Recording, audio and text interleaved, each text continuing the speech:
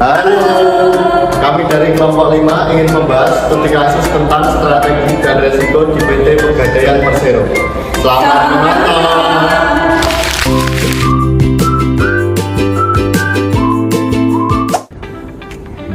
PT Pegadaian Persero merupakan badan usaha milik negara atau BUMN atau lembaga pengkreditan yang dikelola oleh pemerintah yang kegiatan utamanya melaksanakan penyaluran pinjaman atas dasar hukum gadai.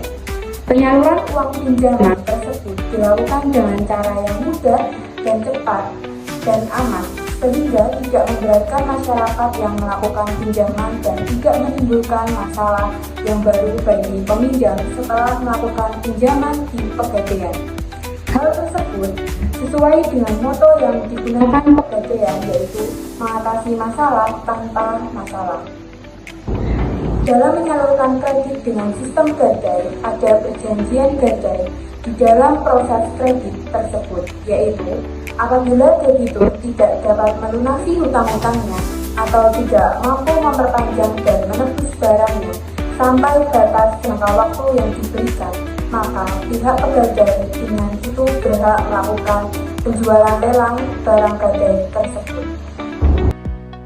Contoh kasusnya pada tahun 2021 hingga tahun 2022, PT Pegadaian Syariah Seipanas Batam mengalami kerugian sebesar 1,9 miliar akibat seorang penaksir kredit memanipulasi 66 transaksi gadai fiktif menggunakan identitas orang terdekat. Barang yang digadaikan dalam transaksi fiktif ini meliputi 14 jasa titipan, 11 pembelian emas secara cicilan, 7 gadai aktif, 1 barang jatuh tempo yang akan dilelang, 1 arum emas baru. Kasus tersebut terungkap setelah audit internal oleh Inspektorat PT Pegadaian menemukan ketidaksesuaian antara data dan barang yang digadaikan. Kasus ini menyoroti pentingnya penguatan sistem audit internal dan penggunaan teknologi untuk mencegah manipulasi data serta transaksi fiktif di lembaga keuangan.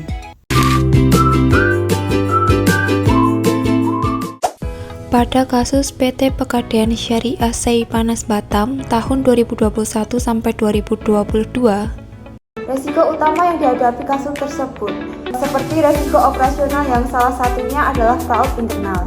Resiko ini dapat berupa penggelapan aset, manipulasi data, atau evaluasi agunan yang tidak sesuai standar. Fraud bisa dilakukan oleh karyawan Pegadaian dan debitur karena kedekatan antara keduanya yang memungkinkan pengajuan kredit tanpa survei yang sesuai. Adapun teknik dan solusi untuk pengelolaan resiko, di antaranya yang pertama adalah implementasi sistem audit internal yang kuat.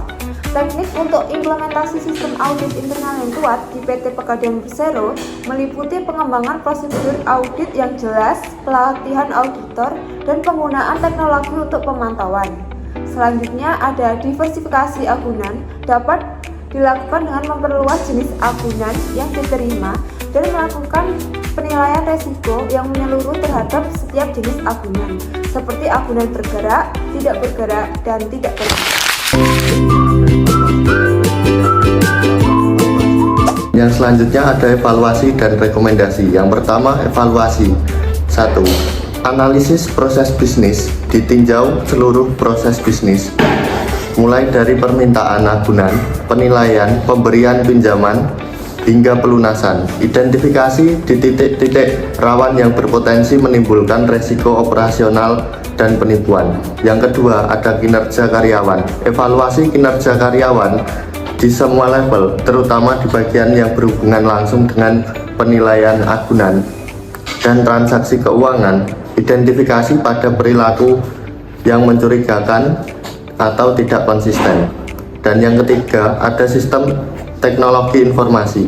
Tinjau sistem teknologi informasi yang ada untuk memastikan bahwa data nasabah dan transaksi dikelola dengan baik. Periksa apakah ada celah keamanan yang dapat dimanfaatkan untuk penipuan.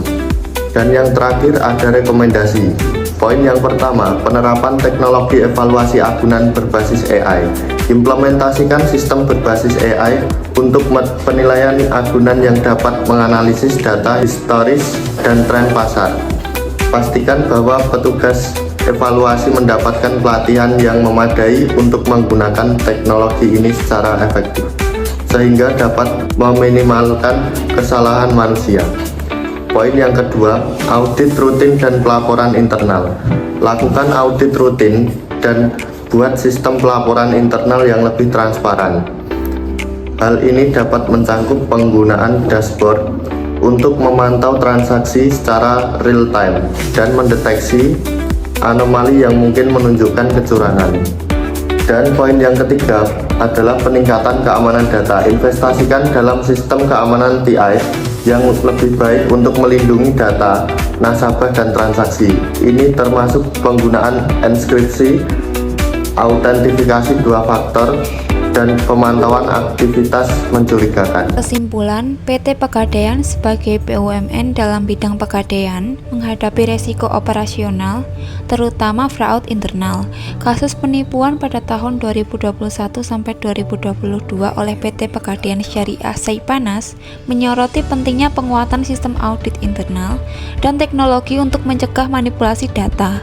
Untuk mengatasi resiko PT Pegadaian Syariah Saipanas perlu menerapkan sistem audit yang kuat, diversifikasi agunan, serta menggunakan teknologi AI untuk penilaian agunan dan meningkatkan keamanan data. Langkah-langkah ini diharapkan dapat meningkatkan integritas transaksi dan kepercayaan masyarakat terhadap layanan pegadaian.